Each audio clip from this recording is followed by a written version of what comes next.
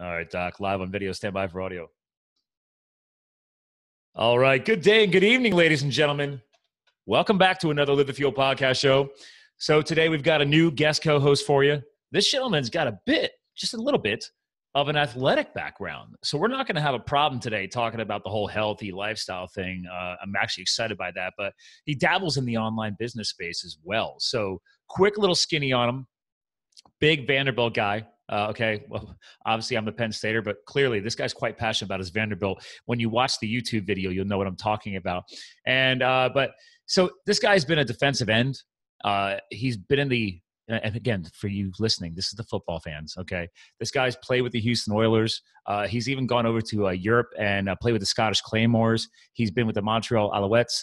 I believe I said that right because I'm not French. San Francisco Demons and the XFL. The guy is also, though, a doctor. He actually earned his doctor of chiropractic from Los Angeles Chiropractic College, and I'm a big fan of chiro. I'm very big into the natural wellness factors, anti-MD when I possibly can. But he's also, here's a fun thing, certified as a golf injury specialist and also in advanced sports nutrition specialist, certified in concussion assessment as a 11-year ski race coach for USSA. I get it. But you know what? This guy's got a huge bio, but let's bring him on so you get to learn more about him live. Dr. John DeWitt, welcome to the show. Thanks. It's awesome to be here. I'm just excited to be able to just kind of share whatever I can share and maybe pick your brain on some stuff too. I've already seen a couple of books behind you that I want to ask you about. So fire away. I've got a few. Yeah. And that's the physical library. My Audible digital library. Yeah. Massive. Amazon loves me. So there you go. And what's really cool is I actually, just to jump in, I learned how you can submit files, what website you go to get your own Audible books on there, which is kind of cool. But the only downside is that you don't get to tell them how much to charge for it because it's all based on how long it is. So that's why you get all these Audible books that are like 13 hours long because they added a bunch of talking so that you'd have to pay more for it. Yeah, I'm starting to study that now because I'm actually, again, ladies and gentlemen, this gentleman's also a multi-author. Actually, since we're going ahead and talking about it, I'm going to go ahead and pop into a quick screen share to shout out. So it's Dr. John DeWitt, DEWITT.com. He's been a multi-author, people. Okay, so he's been around for a little bit here. He's hustling. He's got some books. He's been a football player. I mean, you're a doctor. I mean, what else do you do? I mean, should we add anything else onto the list? I'm a professional crocheter. No, not really. That actually is probably very zen for whoever does that, actually. It probably is. So from head games for concussions and CTE to goals, imperfect action can change your life. Love that one, by the way. And arthritis relief, the future is now. So I love how you've actually kind of balanced the fitness with the health component. And then like goals, for example, that just applies everywhere. I don't care if you're a business person or a health and fitness nut. The imperfect action, I love talking about that. So yeah. Actually, why don't we dig into that? Did you like that book the most? I mean, which one's your favorite? That actually was the easiest book for me to write because when I went to Vanderbilt, I actually got into Vanderbilt based on my academic stuff. Okay. And walked onto the football team. And this is after, this is back in VHS days. Sorry, I'm old. It's okay. I'm 41 as of last month. So. Oh my God. Yeah, wow. I know. I mean, actually, am I older or younger than you? Because you look pretty good. Oh, you are almost 7 years younger than me. Okay. All right. But we are in the same decade. So that all counts. It's all good. But what's funny is that, so I submitted my VHS tape because my senior year in high school, I even have my little ring here. We won the state championship my senior year. It was a huge scoring game, 7-6. Yeah. And what was your high school? Shout out to them. Fort Smith Southside in Arkansas. Okay. And you guys have a big belt of football passion right there. In that States, it's impressive. There's not a whole lot else to do. So it's either go out and shoot something or go fishing or play football. So that's pretty much it. But so anyway, we won the state championship game. That happened to be the best game that I'd ever played. And but I didn't really. I was one of those late bloomers, so to speak. I was like 6'4", weighed about 190 pounds, playing defensive end, which was kind of scary. I'm literally at that exact dimensions right now. Oh, there you go. Fighting my way back to 195. That's my sweet spot. But they've been doing a lot of endurance training this summer. So That But just. you did that with football? Yeah, I'm like, But so I sent my tape in, the highlight of the state championship game, basically to the personnel guy or whatever you call him at Vanderbilt. My dad and I took my visit to Vanderbilt because one of my best friend's sisters was an all-star stud, all-American basketball and volleyball player. She's 6'4" as well. And I'm always impressed by literally tall we're sitting women. in this guy's office, and he tells me, you know, I'm going to show you some film of some of the guys that play in the SEC. It was the SEC still back then. What these guys are like, and I'm watching, and I'm kind of like, okay, am I going to get a scholarship or not? And he said, basically, you're too small and too slow to play in the SEC. And I was like, okay. And I said, I love can I how walk you're on too the small. team? You're 6'4". But I only weighed 190 pounds. Okay. So, All right. I mean, in the SEC, they have 6'7" offensive linemen that weigh like 330. Remember Anton Davis at the University of Tennessee? Oh, that's a whole nother story. Anyway. Wow. So walk out of the office, and I'm just like, I just got chills because he does not even realize what he has done by doubting me like that. And my dad is like trying to comfort me, saying, oh, don't worry, don't let it get you down. And I'm like, are you kidding me? He doesn't even know what he just did. There's no way I'm not getting a scholarship now. And I mean, every single minute of the day, I mean, I get chills now still thinking about it. Anything I could do to get that scholarship, whether it was visualizing, whether it was conditioning like a crazy man, lifting weights like crazy. I wouldn't drink any soda, no sugar. My first year in college, I didn't drink any alcohol at all, which was shocking to most. And the sad part is that is a struggle for a lot of college athletes, is keeping that clean, man, and staying yeah, it was. And I would read my Bible. I'd read a chapter out of the Bible every night and just really try to stay focused. I had to admit that my academics that first year kind of struggled because of that, because I was so focused on the football thing. And that's not that I made up for it later. But after my first semester, I mean, I'd go out to practice early. And as a walk-on, you're basically just a practice dummy, and they're knocking you around. And every now and then you get they'll have a scrimmage where you can go out and show like you're in for like one series. And I remember there was a guy named Greg. What was Greg's name? Real tall guy. He was like 6'9", offensive lineman. And so I beat him on this pass rush because I was running for my life because I had to be quick, because if they got a hand on me, I was done. And I beat him on a pass rush, and the head coach was Watson Brown at the time. He got so upset that he's like, oh, hold on. I just wanted DeWitt and Greg to go. And I think we ran like 3 or 4 one-on-ones, basically just me against him, and I beat him every single time. Well, you're more agile, right? Do what now? Were you more agile because of your weight dimension? Oh, yeah. I mean, I was jumping all over the place. It was crazy. Yeah. And basically, he finally stopped and shook his head, and he was like, well, Greg, I guess that's the best you can do. And I was just laughing. And after every practice, I would sit after and wait for the coaches to walk off the field, and I would ask them if I had a scholarship yet. Just everything I could do just to bug them and bug them and bug them.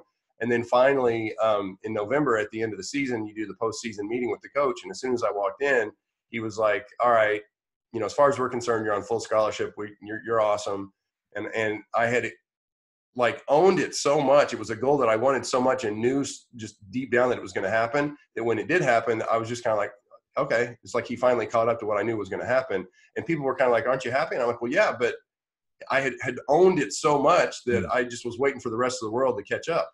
And it's the mindset game, right? Yeah. And it's funny because I had him, the head coach, I had him write my parents a letter because it was November and it was going to be Christmas. So I wanted to give him a letter under the Christmas tree that said that I'd gotten a scholarship. So I didn't tell him I'd gotten a scholarship yet, because basically, if you don't get a scholarship the first semester, we can't afford for you to go to Vanderbilt because it's a little pricey. Yeah. And I gave him that, and they opened it and were balling and ruined Christmas for my sister that year. But I didn't mean to. But that was it. It was pretty awesome. But I also, an interesting thing that I talk about in the book is that when you set a really big goal and you achieve it, it's really dangerous if you don't have other bigger goals after that. Because I had a major letdown after I got my scholarship, because I got the scholarship and all of a sudden I'm the starting defensive end. I've gained maybe 20 pounds maybe, and we're going to play SMU, and I played awful. I mean, I couldn't feel my legs. I was so nervous and I didn't know what was going on. And it's because I hadn't visualized that part of it. I just visualized getting the scholarship. And then now all of a sudden all these expectations, and it took me a while to kind of come back around, and it all ended up working out. But it was just really an interesting lesson that I learned from that, is when you set a goal, you got to have a series of other goals after that are even bigger to keep pushing towards, or you kind of get lost and kind of get that letdown Tony Robbins talks about a lot. Yeah, I mean, it is the game, right? But it's almost like your own internal mindset game. It's funny because I bring on a sports psychologist every month. She's actually one of our regular co-hosts. I bring on a sports nutritionist every month. And so shout out to Dr. Megan and also Erin Sparrow, our sports nutritionist, but awesome girls. And Megan, it's funny because, again, the show is branded health, business, lifestyle, but her being, again, sports psychologist, you can't beat mindset work. So the word mindset now is all over this brand and all over the blog and all over the podcast, because I can't tell you how many guest co-hosts like yourself where you don't realize you're even going to get into the mindset discussion. And I think it's just such an essential component. Yeah, it has to be. Success. Yeah. Because that's, if you don't have the right mindset. I was reading something actually earlier. I wish I could remember who that was from, but they said you never want to sit down to set goals or to plan out an action plan for the day or for the week. Oh, actually, it's in some of Russell Brunson's stuff that he's coming out with, the ClickFunnels guy. I've got about 3 or 4 of his digitally on it's the 30-day challenge. Some of his success stories, and one of them was saying, you don't ever want to go in to setting a big goal or something like that with the wrong energy. If you're kind of depressed, you don't really think it's going to work, and you put down a plan, you're not really you're going to have that negative energy associated with that plan. So you have to get yourself hyped up and fired up for the end result.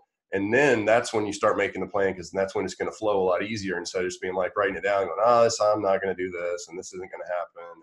Well, this is all tied together with all the different, I've had numerous people on the show as well. I mean, we're approaching 220 shows now up online. So 2 years of hustle, but it's the flow state, right? We talk a lot about flow state as you move up in the game, so to speak, of the personal and professional mindset development game, is you start discovering these flow states. And in order to unlock that said flow state, part of it is what you just discussed, is what is the groundwork you're laying? What is a common thread that's been, you'll preach this being a fitness junkie, is I feel guilty because I keep saying it all the time now and I can't help it, but it's like I constantly am using this new quote of like, you just got to put in the reps. Like, what are you doing to put in the reps? Because the repetitions, granted, the correct repetitions will build that road, so to speak, and build that mindset up. So I love doing that, but I'm sure. Yeah, and that kind of goes along with what I was saying about not drinking my first semester or year in college. It's because in the back of my mind, I wanted to be going out with them and having fun, but I wasn't willing to sacrifice that. And so that's part of what fueled my fire. I'm like, dude, you needed that scholarship. My first semester in college because of this, so I'm going to get this scholarship because I'm not doing that for nothing. So you scored that scholarship halfway through, obviously before the holidays. Semester. Yeah, that's huge. Yeah, I mean, I'd never heard of it really before, and it was so awesome because the other guys that were in my class that had scholarships, literally, I had them coming to me going, dude, I will tell them to take my scholarship and give it to you because, I mean, this is just ridiculous. And I was like, oh, thanks. And so do you feel, because part of your bio, right, because I'm not familiar with this award, but thanks to your first 4 years here at Vanderbilt, you actually were awarded the Wade Looney Award for outstanding work ethic. And right. I love that key word of ethic is huge. I've learned that since being a farm kid to doing the corporate space to when I got to serve a couple of years as a firefighter. It's just like, dude, your work ethic is huge. So It doesn't surprise me that with that mindset work you're talking about, that you obviously achieved that. So and getting back to the flow state, it was kind of cool because when I got that award, it was right after the spring game, and in the spring game is when it's the black and gold game at Vanderbilt. And this is the big annual event. Yeah, it's a big annual thing. Well, I mean, as big as it can be at Vandy. Back then, it was not. Okay. I think we won 2 games our first 2 seasons I was there, but. It's an event that you're going against your teammates and you're the ones against the ones. It's basically just a glorified scrimmage. And I was so in the zone. It was really funny because the guy I was going against, Eric Dahlberg is his name. He's from Chicago, big offensive lineman. He ended up running marathons after he was done with school, and he probably weighs 200 pounds now. But wow. I was going against him because he just happened to be the guy I was going against. And literally in my mind, things were happening so – it was like everything was in slow motion, and I would just look down at his stance and tell if his fingers were like white because he was leaning forward. I knew it was a run because he was coming at me. If it was more sitting back, it was more of a pass. If he was pulling and all that kind of stuff. And I was just beating him like a stepchild so bad, so much so that he literally asked me to ease up a little bit because it was making him look bad. And I was just like, I can't help it. I don't know what to tell you. Yeah, it's funny because I'm a very competitive person, and it's not like you're trying to one up somebody, but it's Right. just again mindset game. Like two weekends ago, I'm a huge CrossFit guy. I'm a CFL1 coach, and I don't have as much time anymore to do the actual coaching. I kind of just fill in when I have free time to help out my buddies with their gyms because I go to two different gyms because I nickname myself the CrossFit whore. I just love dropping in at any CrossFit gym I stumble across when I'm traveling. I just love the community. And anyway, Right. Yeah. it's funny though because part of that is just I don't know. I guess I'm going to tie this back into the mindset piece. Is that there are two different. I don't know if you ever did a CrossFit thing, but it's like it's two different communities, two different people. And it's funny. My fiance, when I met her, I didn't know she was into CrossFit, and because she's a veterinary doctor, so just interesting little hybrid, I guess. Yeah. Well, anyway, we've just learned that since I'm a coaching person and I spent 11 years coaching USSA ski race coaching and everything else, it's like sometimes I can't turn it off. Right. And the competitive mindset. Well, anyway, 2 weekends ago, we did our first legit comp together and won it. I think the secret to that win was one, it was the weekend of my 41st birthday. I just turned 41 on Friday. So Saturday, this is the September 21st, 22nd weekend. And I was like, all right, I know. I was like, dude, I got to show people that age is only a number. I have to win this comp. This is my birthday gift to myself. Yep. And in order to ensure that, while we were there that day, I just did not say anything. I did not criticize any of her movements, her form, her technique, nothing, because it's just not a good idea. No. Not if you want to be happy, no. No. She's not even a wife yet, but the quote of happy wife, happy life. And I just, it's funny though, again, that competitive mindset, like sometimes I can't shut it down. So I don't know. I think it's interesting you bring that up because sometimes some of us might feel bad about it. But I mean, should you feel bad about it? I mean, if your mindset is dialed in that good and you're just go, you're not trying to one up that guy. You're just right. wired. And you know what's funny? There was another guy, James Barron, that I played with in the Arena Football League. That he was awesome, and it was so funny if something happened and they scored a touchdown on us or something, or somebody made a mistake, and people would come try to comfort him and be like, "No, it's okay." He would get so mad and come over there and be like, "It's not okay. What are you talking about? That's not okay." And I would just laugh and be like, "That's true." I love it. Something that you mentioned earlier, we were discussing this. I have to segue into it because I think it's important. And I want to get into your Cairo stuff, but I also noticed, actually going back to screen share again, ladies and gentlemen, I mentioned a few of his books, but he hasn't just done like 2 or 3. You've done almost like 12, haven't you? Yeah. Let me scroll down here because obviously you had your concussion class. I want to hit on that, but here we go. There's some more. Hey, let's throw in a few more. You don't need your glasses or contacts. 20 surprising foods for clear vision. Chiropractic care for clear vision. Clearly, you're a vision nut. That actually happens to be one of my most popular books. Really? Which one? Yeah, the very first one there. That don't need your glasses or contacts. Interesting. Yeah. I mean, great graphics, by the way, on the cover. But thank you. Why do you feel that is? Have you done the research? Have you asked? Oh yeah, I've done it on myself, and I've worked with probably 50 different patients on it. It's not, I can't take the credit for the technique that it is because it was Dr. Bates. It was an ophthalmologist back in the 1800s that came up with these different strategies because he looked at glasses as kind of like a crutch because it's not going to allow your vision to actually correct on its own. Thank you. So, yeah. And so if you do these particular exercises that he talked about and he came up with that focuses on the muscles on the outside of the eyes, that changes the shape of the eye and how it focuses. And I mean, it blew me away. I wore glasses since the 8th grade and hated wearing glasses when I was playing football, not glasses but contacts. And I have an astigmatism, and they always said, "Oh, you can't fix that." Yeah, you can. There's all different kinds of exercises you can do that'll fix those problems. I did his exercises, and within 2 weeks, I didn't need my glasses and haven't had them in probably 5 years. Well, I love this. Is funny. You'll appreciate this then because I should have found, how long has this book been out now? Actually, 2015. Yeah. I'm on Amazon. I clicked through your links. So that's right, ladies and gentlemen. If you just go to his website, click on the book, takes you right to where you need to be in Amazon, score the book. Okay. And I'm not even getting paid to tell you guys this, but I love new content and new books. So this is going to frustrate me now because now I got to score a bunch of your books and get through it. Now, real quick segue. Are any of these on Audible yet, since we kind of hinted about the Audible game? They are not, unfortunately. I started my whole journey down the online marketing thing when I went from a practice that was actually connected to a gym, and it was a lot of fun, but circumstances I didn't stay there. And I went to the new practice where there was a gentleman that the head doc had a YouTube channel. He was doing videos every Tuesday and sometimes on Thursdays as well, but he only had like 2,000 subscribers.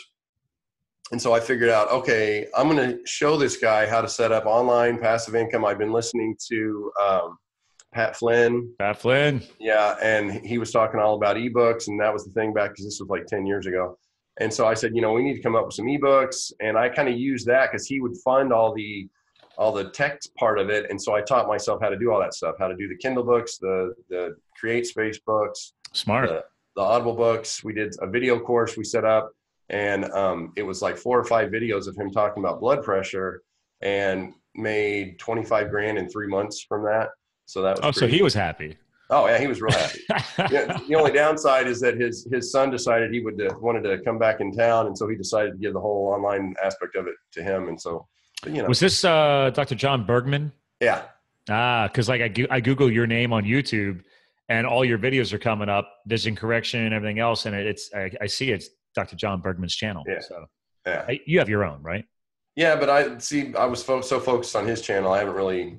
But that's fine though, because this is ladies and gentlemen, we talk about marketing because I'm a marketing branding consultant. I tell people, use brands to help bring other brands up with it. You get name recognition by helping somebody else. Sometimes you got to help somebody else succeed, and then you just stay hitched up to the train, man. So yeah, and that's an interesting story too, because we just had two brothers come in from Australia that have a YouTube channel that has over 4.5 million viewers or subscribers. Ooh. And they were so excited about their treatment that they did a series on The Office. And I mean, he's gaining like thousands of people by the minute, it seems like. Wow. Well, yeah. And so you said when you started helping John, just a little I got a boast for you here. Oh, let me set up some screen sharing again. Ladies and gentlemen, you said when you started working together, his channel had 2,000 subscribers or something like that? Uh-huh. So now you have over 500,000 subscribers. Yeah. 506,788 to be exact. So yeah. Strong work, sir. Why, thank you. Well, actually, I took him from 2,000 to about a little over 100,000, and then that's when his son stepped in and started doing everything. So I can't take all the credit for that. No. The whole point here is teamwork, right? Like somebody's got to start building the momentum. The guy was already into the video content and everything, so why not? Like, you just helped trigger a lot of other things. So and that's one of the things that I've learned too through this is you have to always post, like, as you know, with Extreme Health Academy. That's something he's doing with Kate and Justin Stellman out here. But he's averaging between 5,000 and 10,000 views per release every week or two, so that's good. Yeah, he I forgot what I was going to say. Anyway. Well, we were talking about the teamwork and growing the channel together, and right. You're about to say. What I learned from that is consistently posting content is vital. You have to do that, because it's going to feel like, I'm not really doing it. I tried to I did a YouTube channel for a little while, but just the work involved, the research involved was just like, and doing 12-hour days adjusting people, I was just like, I'm too tired, and I'm not. Well, so here's a fun lesson. I'm bigger on like Instagram, Facebook, everything else, but I believe, listen, YouTube is owned by Google. So sorry, ladies and gentlemen, we're going to geek a little bit real quick on what he just said. So this is a little lesson for any of you looking to build the side hustle, because it does take time. I've had a YouTube channel for years. And in the beginning, I would just post like inspirational content, thoughts of the day, stuff like that. Did a couple of product reviews, nothing big. And then with the podcast gave me an excuse to generate content. Because even on my blog, like the podcast episodes get released as blog articles. So really, there's actually 2 blogs on liveitfuel.com. There's just the regular article piece, and then there's all the podcast history. So in the Google world, I don't care, right? In the end, I'm generating 2 new blog posts weekly, but they're podcast episodes. So same thing, from episode 51 forward, I've done this. I wanted to be one of the early, like, hey guys, let's start publishing video content. Right. And it wasn't anything explosive right away. And I still don't get like the level of views that you're getting on his channel. But in the past month and a half, all of a sudden the channel finally crossed that 1,000 subscriber threshold. And in the past 30 days, I've jumped another 400 plus subscribers. Yeah, because once you get that certain tipping point, it starts to kind of build on itself, and before you know it, you're like, holy mackerel, where are all these people? But the key here is what you already gave everybody the tip: consistency, putting in the reps. Because then eventually the algorithms are recognizing who is the consistent contributors, and I already know that's where my momentum all of a sudden just came from, is because I've been putting in the reps, 2 videos a week, for the past year plus since moving on to a audio and video platform. So. Yeah, I actually took that a little bit to the extreme and decided 56 days ago to do a daily podcast. So I've been doing that. Oh, man, you are aggressive. Well, I'm just in a situation where I want to be, living with the passive income from online stuff so that I can kind of get out of the office a little more. Well, let's do a quick shout out for that, man. Like, what is actually the name of your show? It's it's on blogtalkradio.com, and it's Brain Builders. Oh, that's the Brain Builders. Okay. Yeah. Well, there's the Brain Builders, and then there's the Brain Builders Masterclass. That's the online class that I'm. Okay, that's your webinar series. Yeah. Yep. Yeah. Because I was gonna say I saw that. That's cool. By the way, we'll dig into Brain Builders too. Okay. But that's there's a link to the podcast at the very bottom of my webpage. Oh, sweet. Perfect. So are you on any other podcast platforms, or is it just linked through Blog Talk Radio? It's just linked to Blog Talk Radio because I haven't had a chance to figure out how to link it up to other stuff. Yeah, because really, you want to crush in the podcast world, you have to be publishing to at least iTunes, because most of the other third-party apps out there that run podcasts, they're actually pulling the RSS feeds from iTunes. Okay. But obviously Google Play, I'm a big fan of Stitcher Radio. Stitcher Radio's app was designed for podcasters. That's what I use to listen to all the podcasts. But there's podcasts that don't exist on Stitcher. So, but getting that all set up. The one podcast 101 lesson radio, and it automatically is linked up to iTunes. So I'm assuming that's how it would work. Hopefully, well, actually, I could test that. We'll look for that while we're doing the show here, because there we go. I love answering questions for my co-host. So there you go. I appreciate it. And actually, there you go. Actually, if let me screen share again. Love the logo, by the way. Yeah, when you scroll down, ladies and gentlemen, I'm on his book page. But when you scroll, even if I'm on his book page, you scroll all the way down, and right there, I'm guessing this is the most recent episode. No, that actually, Hormonal I don't Balance? know why it looks like that, because that's supposed to be no, it's not. Okay. Well, let me go back to the homepage. Maybe because depending on how, actually, that's actually a trick. You don't always have to cycle the most recent episodes. Some people on their sites, they'll cycle maybe a specific episode that's targeted. See, now here, I'm on your homepage. That's my very first episode, just because I like the title. Nice. Yeah. 20th Century Medicine is Dead.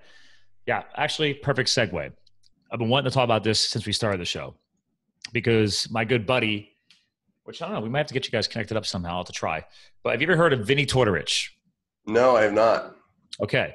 You mentioned earlier in the show that while you were putting in the hustle, putting in the reps at school, you did not drink. You prayed every day. But my important thing that I picked up on you said was you didn't consume excess sugar. Why? Because sugar is toxic.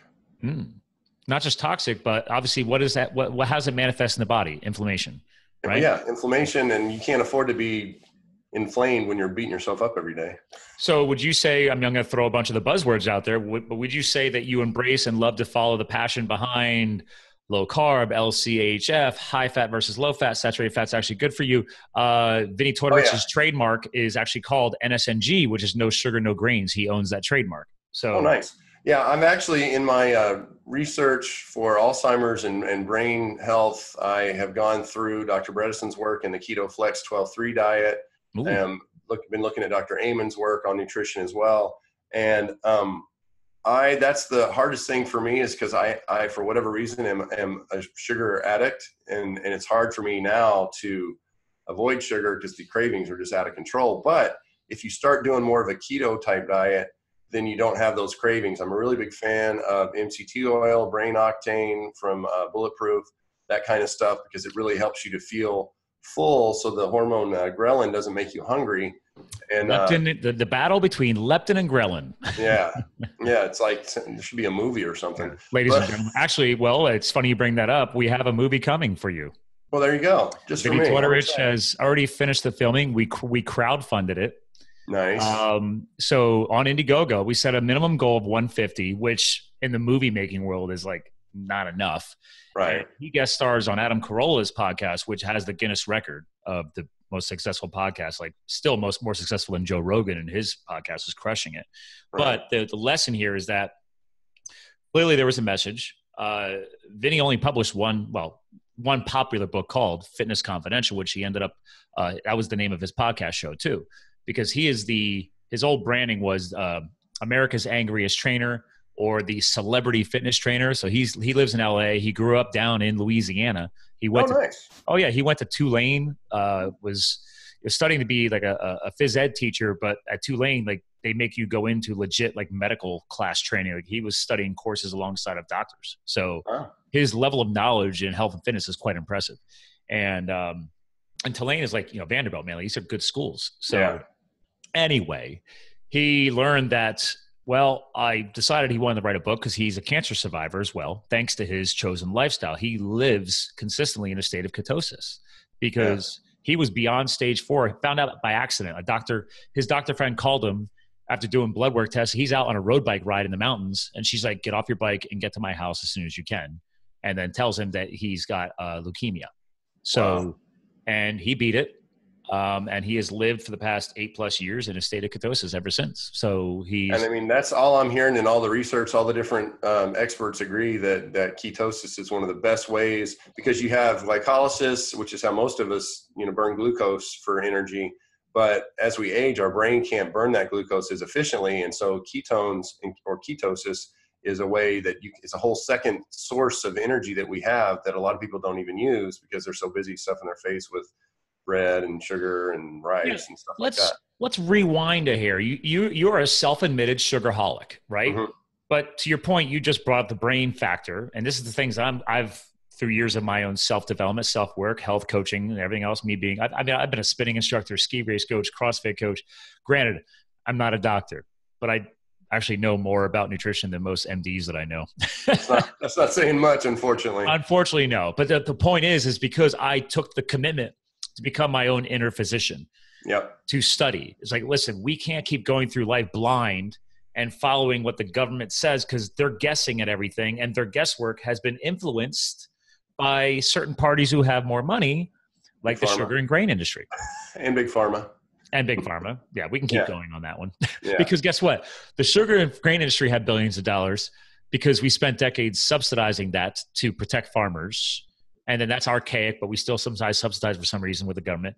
And then the pharmaceutical industry has blown up into the billions of, if not almost trillions, because of those mistakes of allowing that influence into our lifestyle. And the side effect of that is, what is disease? A disease is a result of inflammation in the body.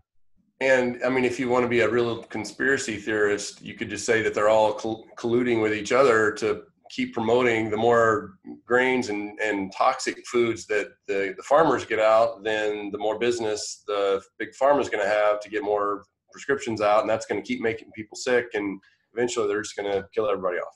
Yeah. And that's a big if, right? Like, cause I don't even like playing the conspiracy thing, but I like it. I like your point. You could go that far, but we don't even have to go that far. And this isn't that far stretched. So to complete the circle and a little influence for you, stay tuned for the beginning of 2019, and you can learn more. You should check this out, by the way, fatdocumentary.com. Actually, while I'm saying this, I will remove my brand from my head. Uh-oh. Don't show the do. Okay. Represent Fat a Documentary. So I helped crowdfund it, so do the social media. So I have a certain connection to it. So I have a t-shirt that matches it too. This hat cost me $100 because because that was a donation. It's a donation. So we had custom shirts, custom hats.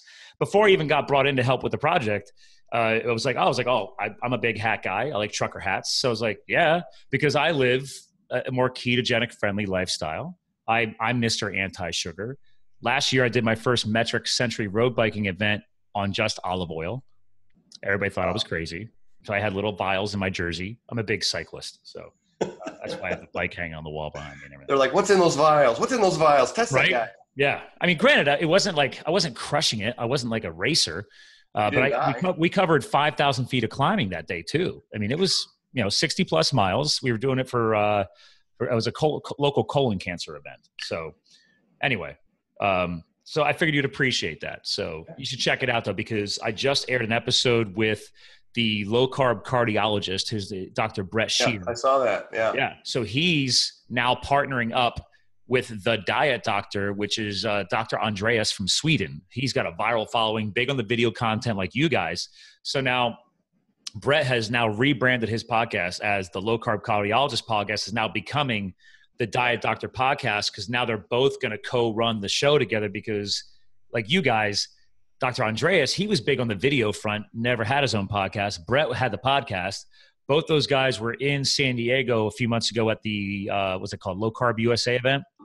And Vinny was actually, people didn't even know this, Vinny was actually in the next hotel tower on site, tearing apart a hotel room, setting up a movie set, because they're trying to do everything they can to save on the cost of making this documentary film with the crowdfunding we've done. So there's all kinds of behind the scenes photos on an Instagram feed, because they literally had they moved the bed out onto the balcony and they converted the whole room into this little mini movie set. And the quality of filming is legit. I mean, it's impressive. So the reason why he went down there was because all of the low carb keto guys were there. So Dr. Andreas is in the movie. Brett's in the movie. Do you ever hear of Nina Teicholz, the Big Fat Surprise author? Mm-mm. She's in it. She's like one of those like hardcore journalists that has done like all the, it's like a researcher. She's like a researcher, but a journalist. So she's viral because her book, The Big Fat Surprise, highly recommend it. This is kind of full circle to earlier in the show where you're like, I want to ask about some of the books. Well, I'm kind of connecting it for you. There you go. What's that one on the top of the shelf there? That one. I bought 5 of those because all my buddies are like, you'll appreciate this. This is for all the people, ladies and gentlemen. It's called One Simple Idea.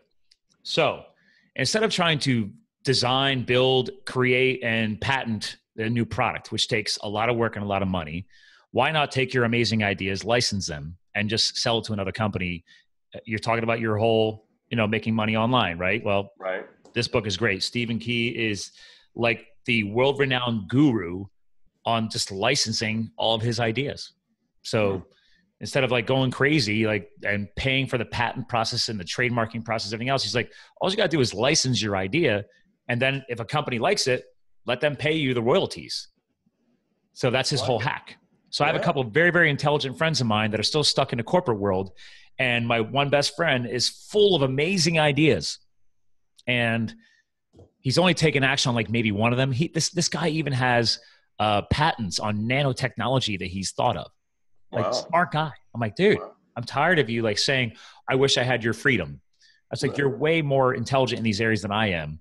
It's the difference between him and me is I've taken the action and taken the risks, which I'm sure you could speak to. Oh yeah, a little bit. Going back to your goals book, right? You have to set the goals, but even the best goals in the world, if you're not taking the action and putting in the reps, you're not getting anything done. Yep. So anyway, fun book, highly recommend it. And it is on Audible. I just finished it on Audible. I finished it in like 2 days on Audible. That's why I love Audible. So, and that's something we need to get you. You get this stuff on Audible, I will buy every digital version. But that's the problem though. I start buying books in digital and physical because this is a good example of it. So yeah. And I never know if I want to do my own recording or pay somebody to a professional reader. You want my opinion? Yeah. Okay. If your voice sucks, right? Okay. But you've put in enough reps with being an author, being on video. You're not afraid. So some people are that more behind the scenes and they want to pay for that voiceover professional. But when I finish my book, I'm totally doing the audio. I'm sorry. I've been already told that my voice is pretty good. So even if it wasn't, I love audiobooks that are self-authored, or self-voiceovered, because a lot of times people go off a script because it's their book and there's something passionate they want to dig into, but they couldn't dig into it in the physical edition because they had to cut the book down. Right. So the other advantage of an audiobook is you can add in those little extra pieces of content to help reach what you said, to help reach those thresholds to make a longer book. Right. But that's the beauty of that. You have your standard script, but if something you're really passionate about that you couldn't put in the physical book, more of a cross-selling benefit, right? Because like, hey guys, if you love the physical, score the audible because I was able to go even deeper into some of these areas. Right.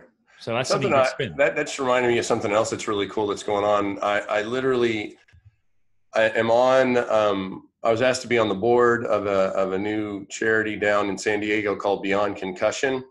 And it's worked really closely with Junior Seau's sister, and she has her own foundation, but we've set up our own. And it was really kind of random because we have a big event coming up October 27th, just in a couple of weeks. And they asked me yesterday to host the event basically and be the MC. And I thought that was kind of awesome. Is that because of all the books you've published on the concussion and all the stuff you've done? And just because of the background with the football and stuff. And it's one of those things where I think anytime you have an opportunity to speak in front of a group of people, especially if there's going to be like media coverage and, TV, newspapers and whatever, I mean, you have to say yes. You just don't even think twice about it. Don't get worried about, I'm going to be, people are going to be looking at me and I'm not any good at this or that. Forget all that. If you want to have a different life, you got to make different choices, and you got to get yourself out there. So I'm doing some screen share again for our video watchers. Again, listeners, if you ever want to do this, it's on YouTube.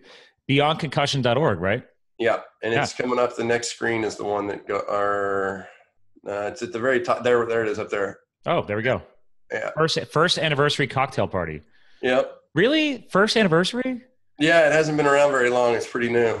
See, every year that I used to coach ski, I just stepped down a couple seasons ago because I just don't have the time. And I was actually volunteering the past couple years because like you'll appreciate this from sports. You don't make a lot of money being a coach.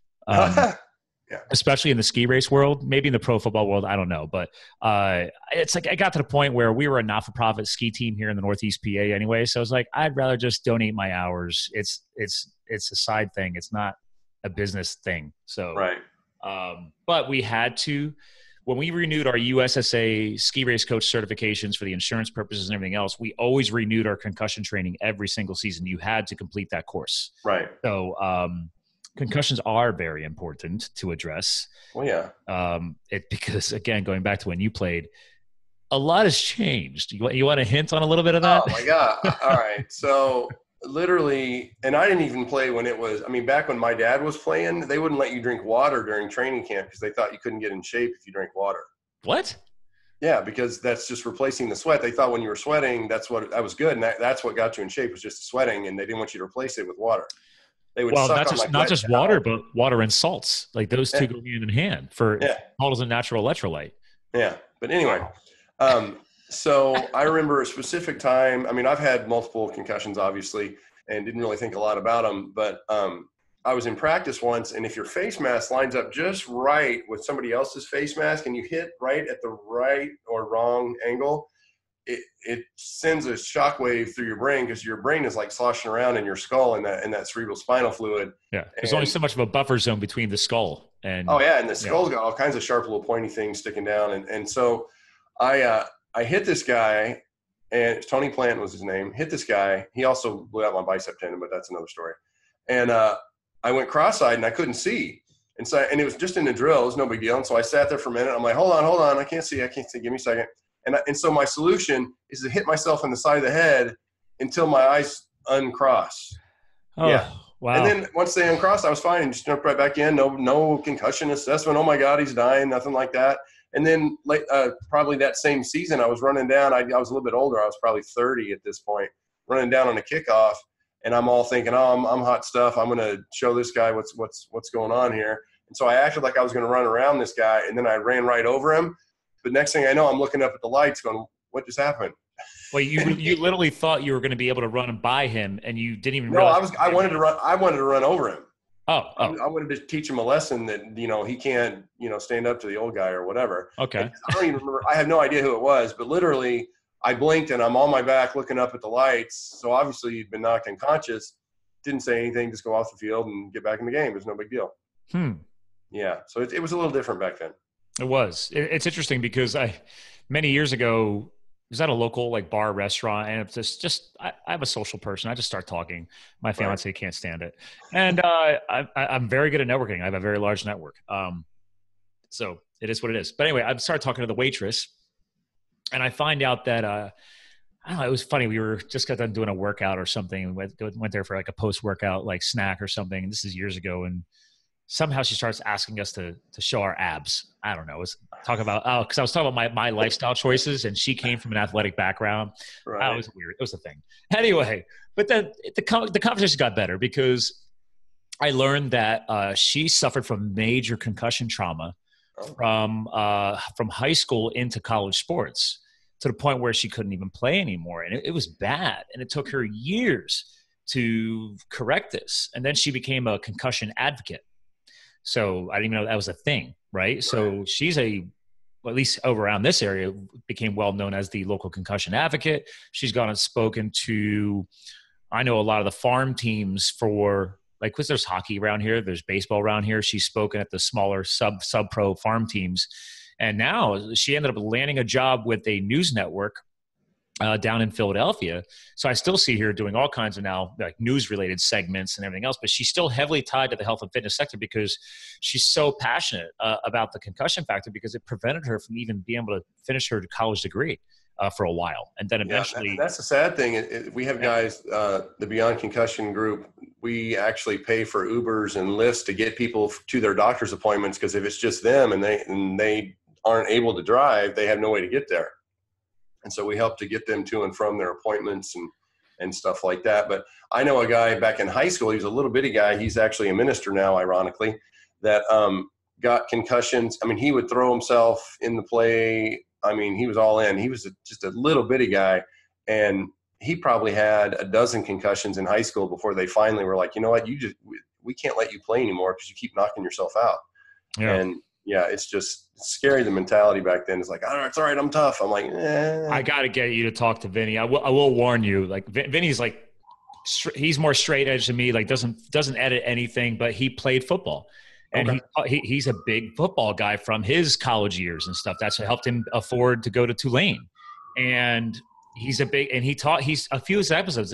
He's been podcasting for 6 years. He's got approaching 2,000 shows. Like, so wow. He does very well. I will say, like, I would love to get you exposure on his show, especially for your mission and what you're talking about for brain health too, because he's like, oh yeah, there was no worry about concussion back in the day. You just went back in and shook it off. Yeah, exactly right. Granted, thanks to science and us finally paying attention, especially for youth athletes, that's why it's so scary, because the youth, your brain is still developing.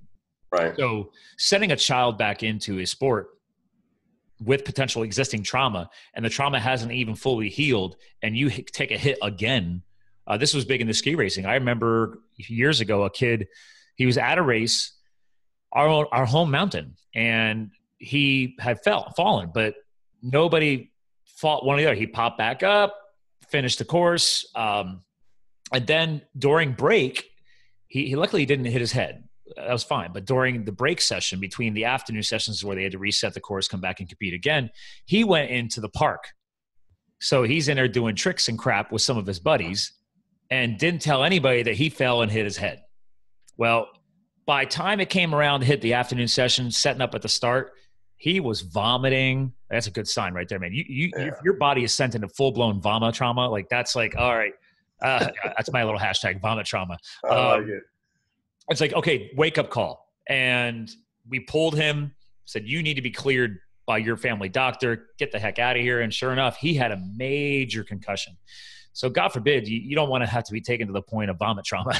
You're supposed to recognize these things a lot sooner, like, slurred speech, lack of attention span, not really clarifying their conversation in general, not even be able to hold a normal conversation. These are all things that I learned from that. Yeah.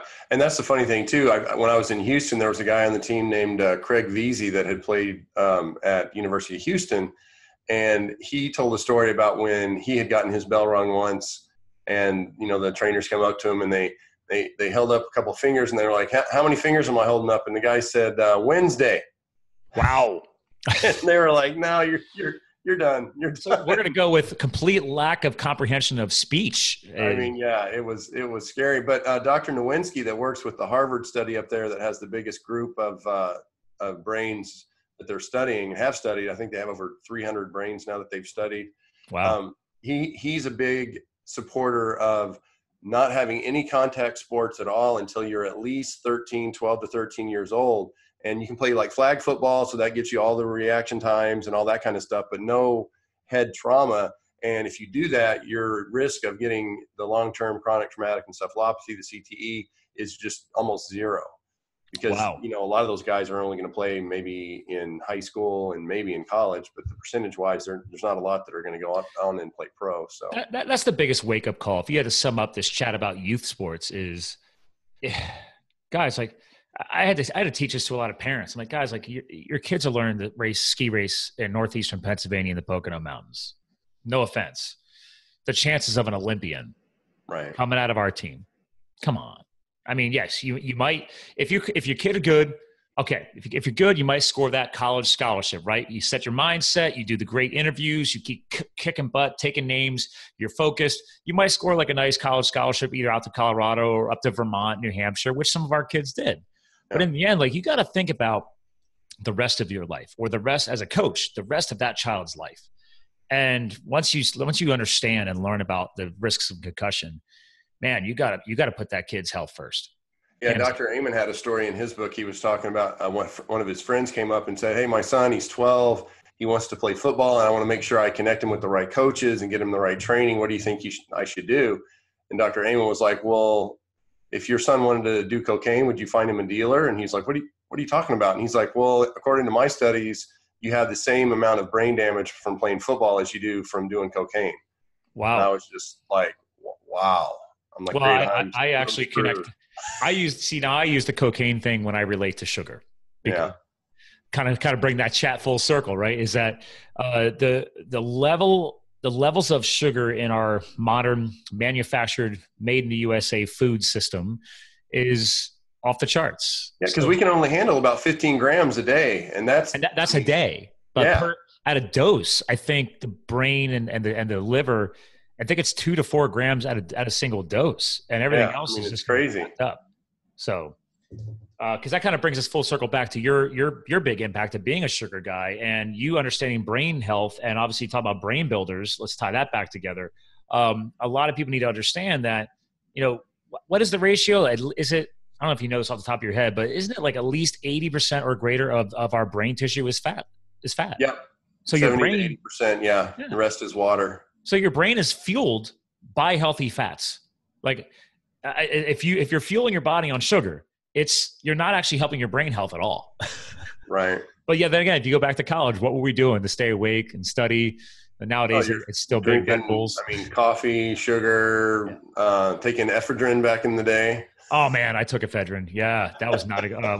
What was it? Body cut or something cut? Hydroxy cut. Man. Yeah, Hydroxycut was one, and one I used to take was called Max Lean from Max Muscle. It's down here in Southern California. Yeah, here's a little hint, people. If you start feeling a shudder of your heart, like a heart palpitation or something, you might want to stop taking that. Or if your arms and legs start to feel kind of tingly, that's not a good thing. No. But and one of the good things too, it's not to interrupt. I'm sorry. Oh no, go. But the supplement that I have, the Brain Builder supplement or the Brain Med, I take a portion of all the proceeds of sales of that and donate that to the Gridiron Greats Foundation and the After the Impact Fund. So those are for people that played football and now they're in their 60s and 70s, and back when you didn't make a lot of money, and they need money for hearing aids or, you know, a variety of other things. And the After the Impact Fund, that's for the military that have PTSD. Oh, here we go. Going to help with here. I just clicked through. Yeah. There we go. Brain Med, After the Impact, Veterans and Legends, the Gridiron Greats Assistance Fund. Love it. Yeah, that's a really great event they have every year in Vegas. Howie Long was there last year. He was an interesting guy. Yeah. He talked about how he when he got up on stage, he was getting an award, and he said, you know, it's funny because my kids everybody talks about me making all this money, and then I actually need to borrow money from my kids half the time because they make way more money than I do. Yeah. That's scary, right? Yeah. Yeah, it's very scary. You can scroll down to the very bottom if you want and click the button instead of the picture. I got to change that. Yeah. I thought I'd zoom in on it. I mean, so basically cerebral blood flow can decrease by up to 50%, ladies and gentlemen. This is for our traditional podcast listeners. And here's your acronym, people, lowercase m TBI, so major traumatic brain injury. And this utilizes nootropic herbs such as ginkgo biloba. And is that vinpocetine? Yeah. There's a buzzword of the day, vinpocetine. Again, God bless you. At the end there, you got omega-3s, right? Again, healthy fatty acids. Your brain touches fat, people. Come on. So let me zoom down here. Yeah, at the very bottom, that button, it'll take you to the actual more descriptions or wherever underneath the thing. No, underneath. Go back up. Oh, there we go. That's the vision. And then click on the supplement bottles and then click on the button after that. Oh yeah, that actually took me into the actual page where you had all the badges and stuff. So yeah, but then at the very bottom, that's just the intro page. At the very bottom of that page, they get more info. There we go. That was interesting. So is that supplement mostly just fat, but basically mostly like healthy fats? Well, it's the brain med omegas is the healthy fats, the omega-3s, and then the brain med are the nootropics that help boost circulation, things like that. And it's got phosphatidylserine that is a phospholipid that helps to strengthen cell membranes. There you go. Increase focus, boost brain power, increase memory protection. And let's tie something back to sugar here. Again, even if you're taking stuff like this, it's still our personal accountability to clean the pardon the word diet. I don't like diet because I'm all about lifestyle. Diet is such a short-term psychological programming. It is about the lifestyle. I'm sure you could back that up. But in the end, it's like sugar is what's inflaming our arteries and constricting blood flow. I've had on multiple cardiologists who explain this, and it's like the ones that actually realize, crap, we've been following the wrong stuff in the past 20, 30, 40 years. Like this whole like, oh, no, fat's collecting as plaque inside our vessels. Like, actually, no, it's not. It's your vessels are inflamed. The plaque is inflammation. If you can reduce things that trigger inflammation and have things like this, because I do support supplementation. Yeah. Unfortunately, I grew up on a farm. What I ate as a kid compared to what we have today, as far as nutrient density, mineral density, vitamin density, not what it was. No. Not what it was. You can slap an organic badge on that. It's still not going to make it better. Am I wrong? I don't know. No. What are your thoughts? And that's the sad thing. They talk about the whole food pyramid, and that was the whole, the food pyramid, it's great. But I think the biggest thing on the biggest part of the food pyramid was like breads and grains and stuff like that. I'm like, are you kidding me? It was a flip. That was the problem, is that if you look at the old, kind of before the pyramid even existed, the baseline was always fats and proteins, right? Yeah. And the top of the pyramid, the smallest dose was maybe grains and stuff like that. But again, if you study history and government and everything else, we ended up subsidizing farming to protect and save the farming industry because we needed to remember the old program, Feed America? Right. Well, yeah, the farmers were hurting, the Great Depression, all that stuff triggered from years ago. Well, we don't need to subsidize it anymore. And it's still subsidized to this day because they realize how much money they can make off of it. Well, yeah, and then the government can kind of have a little more say on what farmers do. Be like, oh, well, we're subsidizing this, so you need to do this, this, and this. Yeah. And here's the funny part. I'm not very political, but I have no problem talking about that because it's stupid. It's like, guys, like the reason why we have tiers of government, local, state, because I live in one of the old Commonwealth states. Pennsylvania's a colonial state. Massachusetts, Virginia, they're called Commonwealths. Well, we still heavily try to trust our local and state government. That's the point. Federal should never step in unless there's a problem at the local state level. So just back off. All right. Let businesses thrive. Let them figure it out. Let farmers do what they know best. I have a lot of Amish and Mennonite here. Trust me, they know what they're doing. They don't listen to anything government related. They just want to get their check. So, well, listen, I actually want to protect your time because we're going over on our time slot. Are you still good for a couple minutes? Yeah, I'm good. Okay. So, you know me, I just got emails and websites and all that stuff to design, but it's what do you think I have to do the rest of my afternoon? I know. I mean, we're brothers from another online marketing mother. There you go. So real quick though, I do want to tie back, ladies and gentlemen, the Beyond Concussion program, since we did shout them out on this show, I'm going to make sure all their profiles, if it's cool with you, are linked in your blog post when we put it up, when your episode is live, because they don't have a big enough following yet. We need to grow. Yeah, and I think it's because, I mean, our heart's in the right place, but they're not really, they've not never done this yet. before, and they just don't know how to really build it. So I've been trying to help out as much as I can, but I'm 2 hours, hour and a half away up in Huntington Beach. So it makes it a little more challenging. Well, but again, though, like I coach clients virtually over Zoom, like we're doing today. So like I'm working with a oncologist and his health coach wife from Florida. So he's a big keto obsessed oncologist. So hello, people, cancer. And I think it's important that at least people are trying. But with organizations like this, it's hard, right? Because I'm a for-purpose business.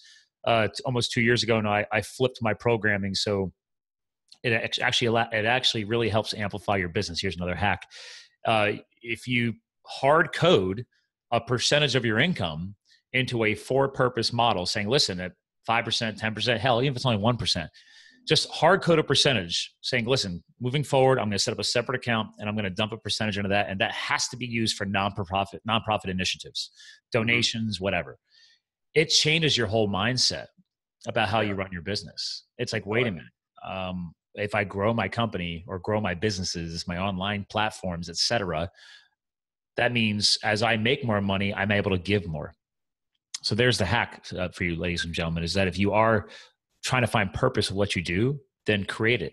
Just say, great, I'm going to create a not-for-profit initiative.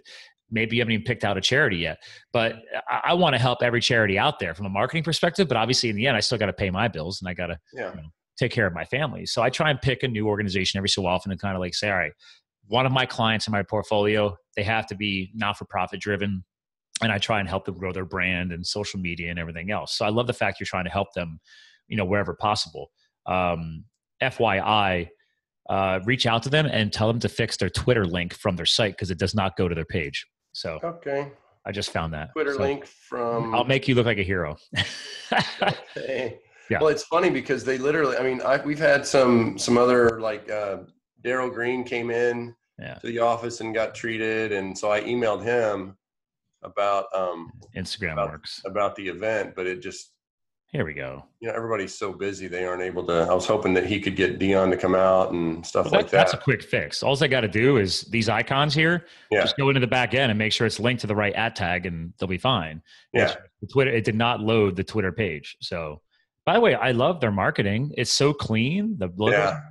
So, interesting. That's why. That's a different @ tag. Yeah. They're doing @brain trauma help. The website had a link to Beyond Concuss. FYI, also marketing tip, really try and get them to use consistent @ tags. It's a marketing 101 thing. I mean, unless somebody already owns @Beyond Concuss, because I bet they probably are. But if there's a character limit, that's probably why they did that.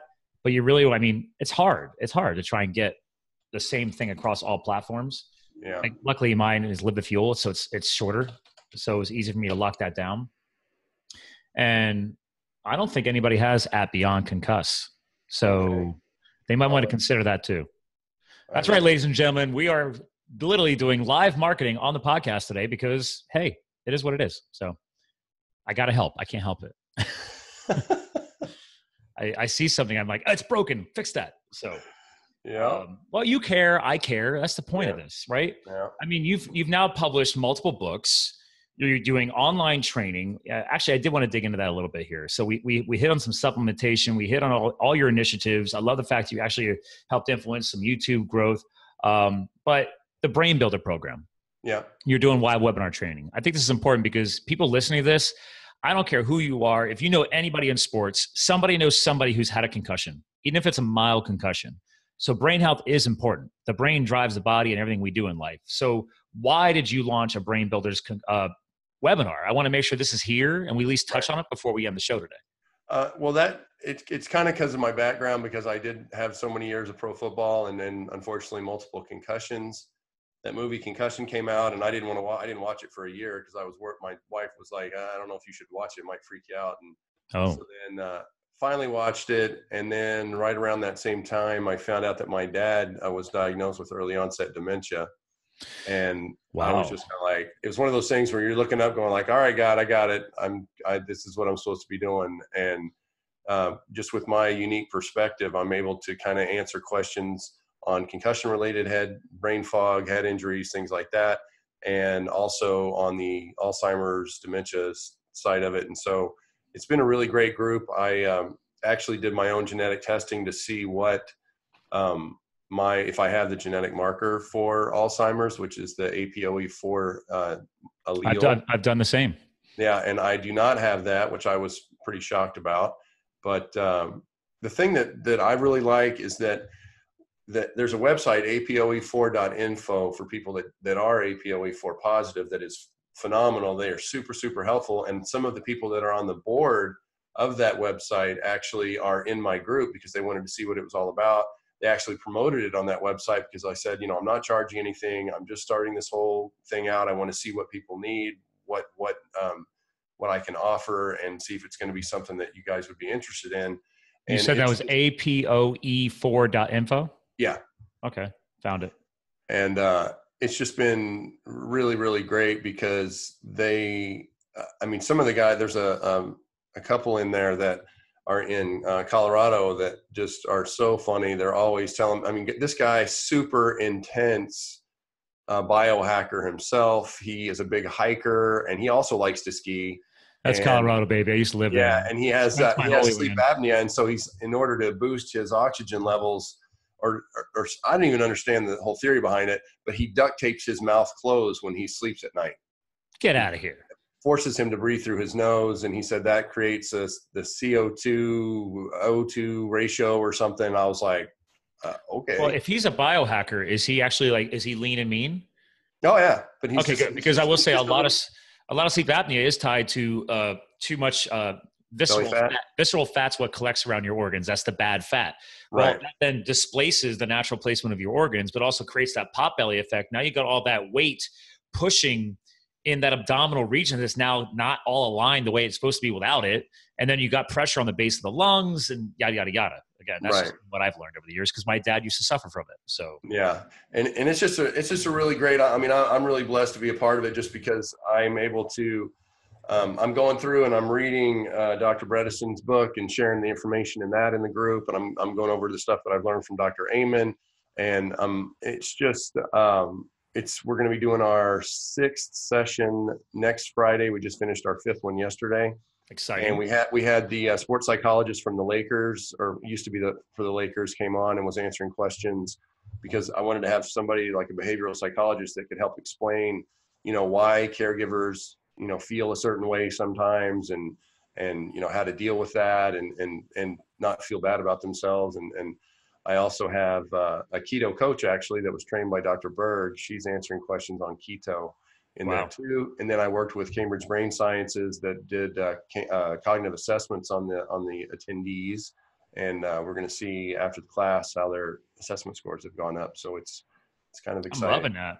We should, if you're ever game, we should plan on doing a follow-up episode if you have future data you want to share. I'd love to. Out on that. People need to hear, because we're hearing that now, and it's you already have set the stage where it's like, man, what happens later? Now, granted, I want people to follow you. So that's one of the ways, ladies and gentlemen, if you want to know what happens, I'm sure he'll be publishing content. But another excuse is the invite will be open to get that back because I brought back on, you ever hear of Dr. Anthony J? Yeah. Yeah. So so Jay's been on multiple times. And so quick for you, if you've not done this yet, because I know you're going to do it. Did you do the 23andMe? Is that what you did? Yeah. Yeah. Okay. Did you know you can export the raw data file? Yeah. And then I sent it to Prometheus for them to analyze it for me. Well, I sent mine to Anthony J. Oh. He and I did a live podcast over Facebook Live like this. And he had already, I gave him 2 weeks. He went through all the genetic profiling, the APO4, all that stuff. And then he put together an entire health analysis based on proper supplementation, like the supplements that specifically make sense for my genetic markers, but also a chemicals concern, like be aware of these certain chemicals or contaminants that could be more detrimental to my genetic makeup. Just so hack cool. So I highly promote that. So yeah, it's really interesting to know because everybody's different. We always like say, well, genetically, we're all pretty much the same. It's like, well, just doing the 23andMe, you get all that information. It really, for me, it said that I was really sensitive to caffeine. I was like, Whereas I actually, because I've been drinking my fatty coffee this whole time with, by the way, I chose to go with whipping cream because I like to just change it up. You get bored with the coconut oil and the whole grass-fed butter, which is amazing, right? You got to spice it up sometimes. Yeah.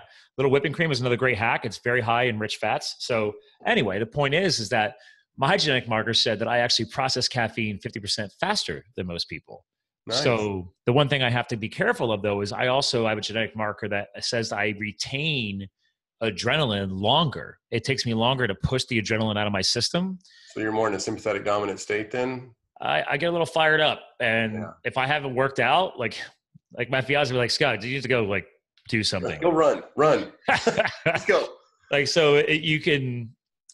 a high energy guy. That's why there's fire in my logo. I mean, I want to get people fired up, but sometimes apparently at the genetic level, I have a marker that says if I don't purge that, it might be too fired up. I don't know. Very cool. And something else you can do too, by the way, is drink grapefruit juice with your coffee, because there's naringin in there, and that's a substance that pulls anything that's in your bloodstream into it faster. So if you're drinking caffeine and grapefruit juice, it'll get the caffeine into your system a lot faster and make it last longer. Interesting. Although I will admit I'm not a juice fan. So, but that's just me. Yeah. I can't help it because I'm a hardcore NSNG guy. And fine. Now, granted, if you are going to do what he just said, at least squeeze it yourself, because you know what's in that. If you're buying the crap off the shelf, again, we can do a whole other episode about how when you read the grid on the bottle and it says, oh, there's 0 grams of sugar, and then you go and read that little paragraph of the actual ingredients, like pay attention to that. Don't pay attention to the grid. The nutritional facts is BS. That's what the government, that they says, okay, just cover your bases and you're covered. They don't care what you stick in the ingredients paragraph. And the other thing I love to hack is when you read the ingredients paragraph, the very first word or ingredient, they have to put that in order by basically density. So the first ingredient in the paragraph is the largest amount in there. They won't tell you the amount of fruit. Yeah. But it's like, again, if you're squeezing your own grapefruit, I think you know what's in the grapefruit. Yeah, one of the caveats about that, though, is that if you're taking any extended release medications, you're not supposed to do that because it'll cause it to do something called dose dumping, when it dumps your entire amount of that prescription into your system at once. So oh, dear Lord. Yeah, you might want to be careful with that. Wow. Yeah. So, again, advantage of you geeking out about chiropractic care. So the best part is, like, we didn't even really need to dig it out. Like, the amount of content you share with us today, you could tell you're just like me. You're a fellow passionate. I'm a high supporter of chiropractic care. My fiance last night, you probably would not appreciate this, but I know how to adjust her spine because she does a breathing exercise and she just wants me to I'm like, babe, I'm not a chiropractor. She's like, could you just go to school for that? Cause I really could like that. And I said, really? Oh, okay, sure. Well, she's also she's a doctor of chiropractic, but she's a horse vet. So she adjusts horses. I mean, I was like, why can't you just go ahead and do that on me? And she's like, no, that is not the same. She breaks out the hammer. She's like, but she studied alongside of human chiropractic doctors out in the Midwest. So like she went to she went to Cornell for her undergrad, and then went to UPenn for her doctorate, and then went out to, like, I don't know, Iowa or whatever the big chiropractic school out there. Yeah. So I landed a very smart cookie. But no, she and I go to the chiropractor. We have different chiropractors too. We have different massage therapists. We have different chiropractors, because I tell people all the time, like, find the one that works for you. And I have one that she actually is overly aggressive, the way I like it, with muscle tissue work. So she works me over. Adrenaline in your system all the time. Yeah, she works me over, and then does any minor adjustments afterwards. Like, I mean, it's amazing, because most people can't. She'll dig her elbow into my scapula tissue, because I've had my shoulder rebuilt twice. Nice. And most people won't do that. I'm like, she has, I mean, most people, I'm going through like breathing exercises to get this release. You're like sweating. You're like, yeah. Oh yeah. I just sweat on the paper on the headrest when I'm done. And she's just like, that's when she actually said, she's like, she can feel the heat release from my shoulder when she's working on me, because there's years of me kind of favoring it and protecting it, because I've had it redone twice, 99 and 07. So I figure you get that. You know what you're doing. So yeah. So granted, it's weird when she's like, oh yeah, we're really getting into it. I'm like, how do you know? And she's like, my hands are starting to sweat. You're giving off so much heat. I was like, really? And she's like, yeah, that's your body, like, talking. So again, we could do a whole other show on that. So I highly support what you do. Well, thank you. I support what you do as well. Well, I'm just not a doctor, man. You just play one on TV. My duty is to acquire a whole lot of knowledge and then provide the platforms like this to hopefully get it out there. And if I get through to one person or 5 people or 1,000 people, I think we're all doing our part. Yeah.